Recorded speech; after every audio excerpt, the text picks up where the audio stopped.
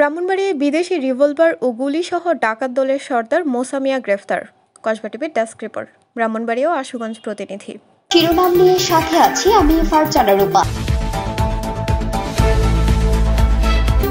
Kasba TV, হৃদয়ে বাংলা। আফরোজা হাসির সহযোগিতায় এখন বিস্তারিত। র্যাব ৯-এর বিশেষ অভিযানে ব্রাহ্মণবাড়িয়া জেলার আশুগঞ্জ উপজেলায় অভিযান পরিচালনা করে ডাকাত দলের সর্দার মোসা মিয়াকে বিদেশি রিভলভার ও গুলিসহ গ্রেফতার করা হয়েছে।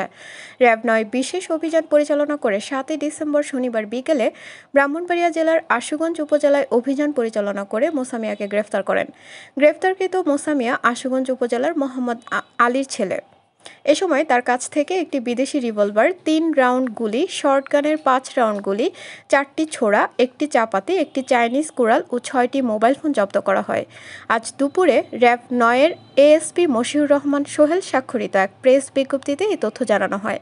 তিনি জানান, গোপন সংবাদের ভিত্তিতে র্যাব ৯ সিপিসি ১-এর অভিযানে ৭ ডিসেম্বর বিকেলে আশুগঞ্জ উপজেলা থেকে তাকে গ্রেফতার করা হয়। পরবর্তী আইনগত ব্যবস্থা গ্রহণের লক্ষ্যে গ্রেফতারকৃত আসামিসহ জব্দকৃত আলামত সংশ্লিষ্ট থানায় হস্তান্তর করা হয়। পরবর্তীতে আদালতের মাধ্যমে তাকে জেল হাজতে প্রেরণ করা হয়েছে।